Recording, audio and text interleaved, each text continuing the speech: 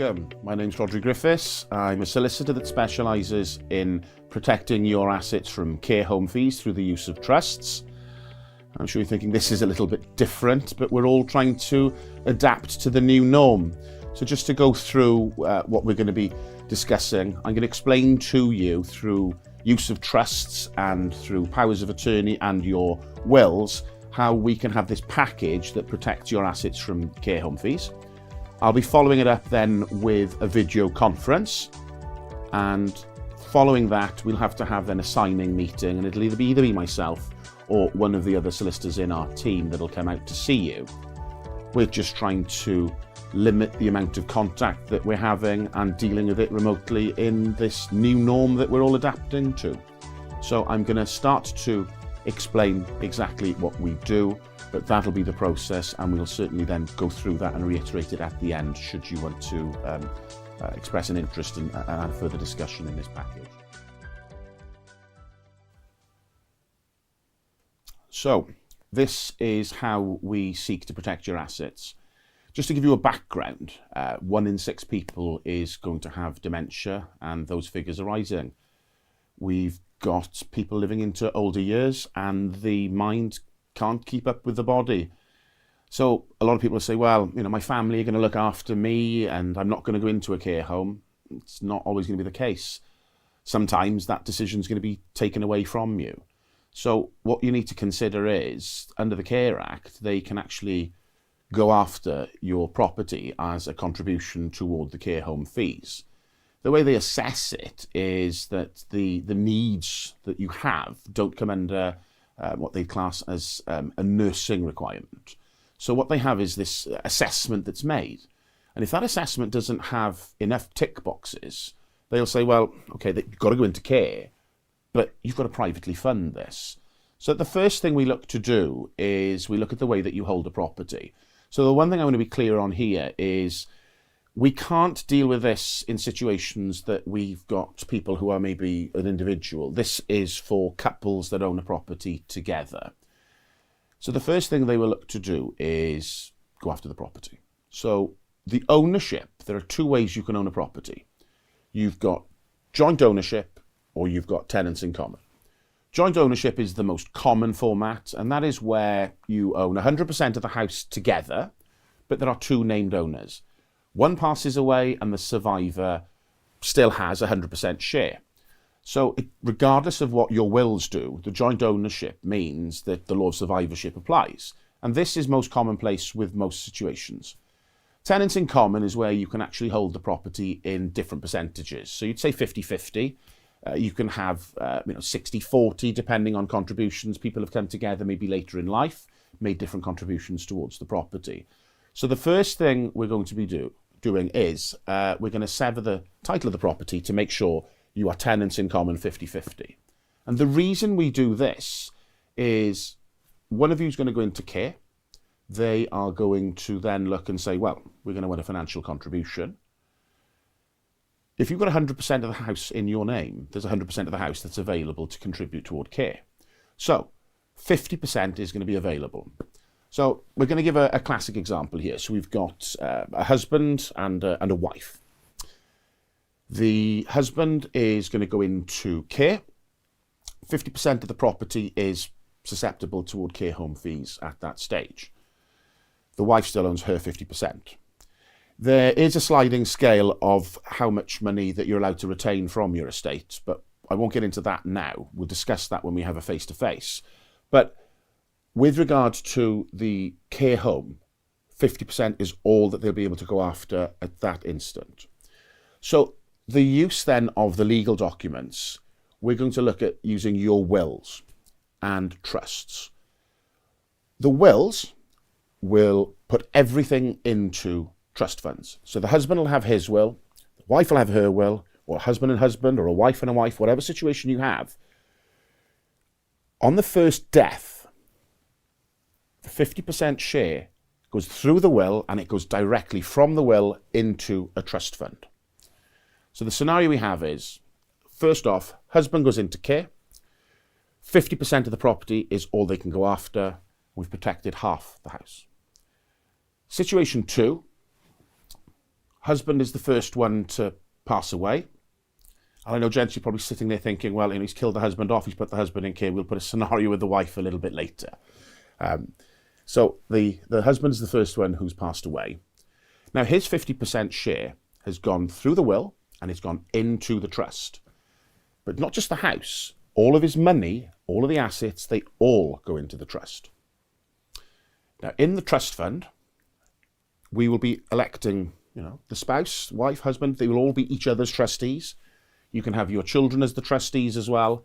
And you've also got the choice then to have solicitors, a professional trustee, so you've got somebody on the point of contact who's got all the understanding of exactly what we're doing and when.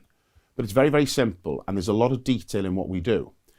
So, the trust fund, it is a way of bubbling and protecting everything. So you'd have heard about trust funds and people having them, and they serve a purpose. So the mechanism of the trust is to protect that money and put a wrapper around it. So wife has got 50% of the property, husband has now died, it's gone through the will, and it's in this trust fund. The wife has a life interest to live over the husband's share of the property. And the wording that I use in terms of how that person lives in the other person's share, you still call the shots as if it's your home. So if the life tenant, which is how we refer to you, if they want to sell the property, the trustees must join them in doing so. So the sale of the property is going to be decided by the life tenant. The trustees can't say, Mum, we want to get you a different house. We're now the trustees. We're going to shift you on. No, you still call the shots, okay? And the way the trust is written, you can sell up, move, repurchase, and the trust fund applies to the next property. And the 50-50 share will be there with a downsizing to a bungalow.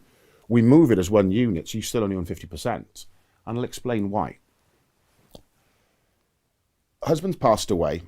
The wife now living into slightly older years, but you haven't got that person who's able to care for you and just do the day-to-day things. Children are busy with their careers, or you may not have children. So all of a sudden, that person who would be the natural carer for you where you weren't going into care isn't there anymore. So the wife is now going to go into care, the onset of dementia, living into old years, and the care home are going to be coming after a contribution of care home fees. So they're going to look at the house and go, well, she only owns half of it. The other 50% is owned by a trust. So they'll say, we'd like to have the contribution from there. One of the other things I'm going to do in this package is there are going to be powers of attorney. And it's important that whoever the trustees are should also have the power of attorney, because they're going to be able to put two hats on. So with mum, as presumption, is having children, we can look at other options available, but let's just look at the classic one we've got. So dad's died, mum's now gone into care. The two children are the attorneys, so they represent mum in dealing with the care home. So they're going to ask for a contribution, and they'll say, okay, well, we'll see what we can do. So the house, mum's 50% share. Can't sell the house because the trust doesn't allow for it to be sold, and they can't mortgage it. So we can't accept a deferred charge against the property, because the invitation of the powers of attorney would say, yes, we're not going to stand in your way. We'll do whatever we can. But by the same token, the same trustees say, well, sorry, as trustees, we're not entitled to do that. So we will invite them to sell the one half of the property. So we'll keep dad's share, but you can sell the rest of it. So we'll keep half the kitchen, we'll keep half the floor, we'll keep half the front door. You can't sell half a property. So we're not sort of standing against them. We're saying, okay, we'll join in, but we're going to do it under the mechanism of the trust. And you can't sell half a house. It's not got a value in the open market. We can then back this up. We get a chartered surveyor to give a valuation of half a property, and the valuation is 0. So that's how we can protect the whole house, because we can't accept a charge against the property either, because you can't charge half a property. You have to charge the title fully, and the trustees can't accept that on the charges register. So, recap, while they're both alive, if one goes into care, we can protect 50% of the property because we've split the house to be two separate owners. you're going to be sat thinking, what happens if both of us go into care? Well, if you're both alive and both go into care, we're not going to be able to protect the entire property. We can do other things with your money, which I'm now going to come to. We got the scenario that husband's passed away. His 50% share is now completely protected in the trust and no one's going to be able to touch that again. We've got the surviving wife. She's gone into care. We've already challenged them and said, can't sell half a house, can't do this. So we're not having a deferred charge. No contribution come from the property. So I've got some bells and whistles that I put in these trusts. One of which is everything is loaned through the trust. So, husband had £20,000 in the bank on his death. That was transferred straight to wife. Deed of loan from the trustees. That is a debt. So the minute they're coming after that money, the debt is recalled back into the trust. So the money that was transferred from husband's estate to the wife, we recall. And that's how we can protect not just the property, but your matrimonial assets in terms of your money, what's in the bank. So we can discuss certain things about, what you can do. Everyone's got a different scenario. And when we have the face-to-face meeting, we look at what sort of accounts and things that you can deal with. Now, we'll execute the wills, but obviously they don't come into force until you've passed away. The trusts, they will be active immediately. So the reason we make the trusts active immediately is that you can start to use them now. And these are some of the add-ons that I put in. Rather than having what they call a will trust, which a lot of lawyers tend to go for, you have to die for this to be useful. Well, if you've got a trust, why not use it now? So we've got, say you've got 3 children and you want to give them each deposit toward their property, or you want to give one of them a gift towards getting married. Use the trust now. It's your trust fund. You will also be a trustee of the trust fund you've created. So you've still got a control element there. You'll put, say, a £10,000 gift toward your daughter buying a property. Now that is going to be loaned to her through the trust fund because she's ultimately going to become a beneficiary of that trust. She's going to use that money, and let's say she's in a situation that she's going to be getting married or buying a property with a spouse. The gift is made to her as an individual through the trust. We'd seek to try and protect it against the title of the property on the purchase. But what if there are changes to the law or there are challenges down the line in terms of claims? You've heard of the situations where people had this thing, am I a common law wife or a common law husband? And all of a sudden you had a divorce scenario in just 2 people who were cohabiting together. Not everybody gets married, but they have situations where they put money in or they live together. And you can ring fence this at the point of purchase. So on the title of the property, you can actually protect it. And it's through a declaration of trust on the title. But those have been challenged, and the case law on this, it does waver depending on the scenario. So why take a punt and saying, well, if we just gave her the money, we could possibly protect it there? Actually give it formally through a proper family pilot trust with a deed of loan, which means even if the law amends in terms of how it's held on the title in the future, she has a debt that she entered into, which can be recalled. So this is one of the bells and whistles. You've got a scenario that you've both passed away. There's not been much of a challenge in terms of the care home fees and everything. So, you've got a pretty good package here that's designed to protect half your house from care home fees. But it doesn't stop at that point. We've now given gifts of money from the sale of the properties and all of your money to the 3 children or whatever you've got. And they've each got a third of the estate. So let's just say we've got a scenario. Your house is worth £300,000. We've protected £150,000 immediately by splitting the property into 2. And should one of you then pass away first, we've got a £300,000 saving from care home fee wrapped up in the trust. Both of you passed away. We've got it through unscathed there. And the whole estate then is going to go £100,000 to each one of the children. So situation 1, £100,000 gift with a deed of loan. That child gets a divorce. In the divorce courts, when they're carving it up, the first £100,000 is taken off. So if they've got a tally of an estate worth, say, £200,000, well, the first 100 grand comes back to that child. So in that divorce court, they're only splitting 50,000 each because that is a loan, it's a debt that was owed. Situation 2, we've got a business venture that one of your children decides to go into and they put the money in. And they've not been successful in the business venture. I mean, just to look what's been happening in the world now. There's nothing that's sure, and we just don't know what these influences can have on situations with the way the world is. So they've set up the business, they've got this £100,000 that they've put in, but it's gone bad, and they've got a bankruptcy coming. Well, as a trustee of their own trust fund, they can recall that debt from the deed of loan, and that can be taken into the court when they're dealing with bankruptcy. And if they're first on the list, it follows the batting order. So before the other creditors come and put themselves down on that list, number one will be the trust fund.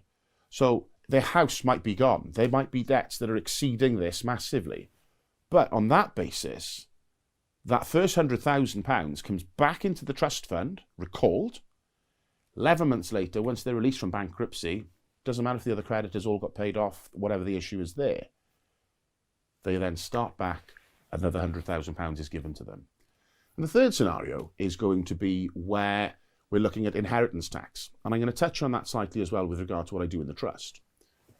Inheritance tax, you've got £325,000 that you've got as an individual at this present time. Husbands and wives, they combine that, so you've got this shared £650,000 nil rate band. So I'll touch on that lightly, but just going back to the scenario with your child or the beneficiary. Let's say that they've got an estate because they've done well, they've been successful, and they've made some money. Well, the trust fund that you've set up runs for 125 years.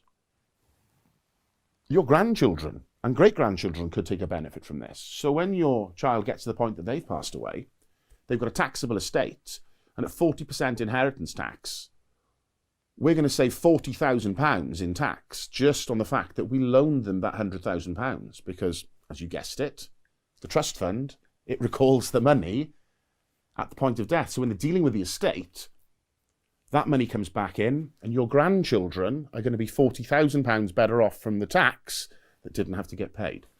So there's lots of these add-ons that we've got. Now, one of the things I wanted to touch on with regard to this trust fund, the tax element of it.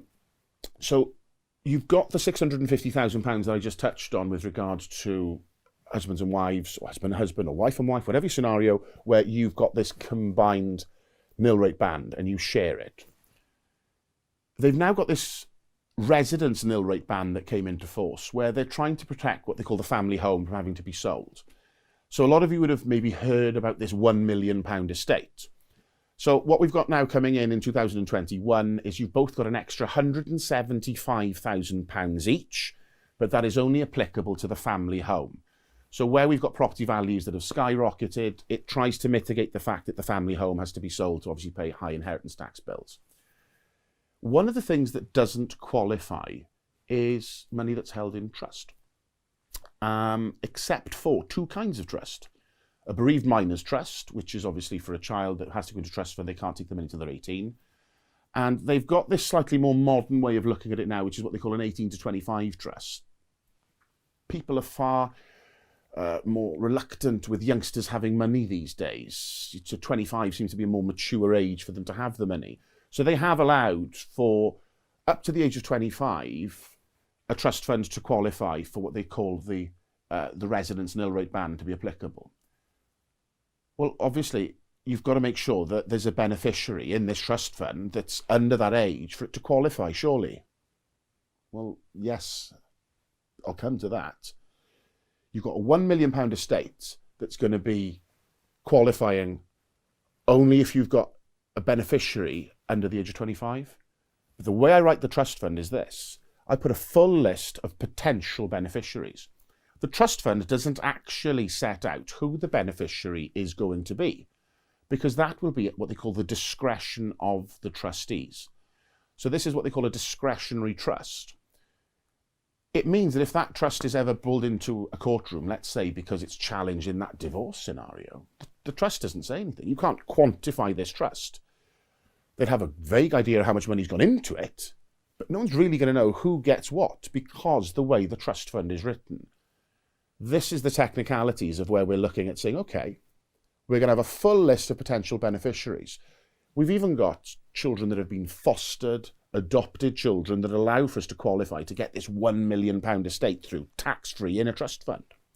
Now, the fact that they appear on the list, all you've got to have is somebody within this breadth of your family network, which just doesn't go by lineage, it does spread out far, which you should be able to have, or even a foster child in the family that's under that age, we get it through.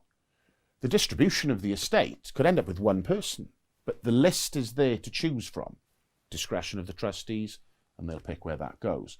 So there's lots of these little add-ons that we've put into this trust to try and make it a viable package and something that not only protects your house from care home fees, it's also going to protect the inheritance of your children.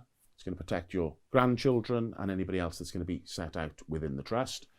We can put additional mechanisms in. If we've got some disabled beneficiaries and we want to put some add-ons through, we can put those in for you. We're going to bespoke this so we've got a good feel of what you've got, what your family situation is, and make sure that we've got this whole thing packaged together.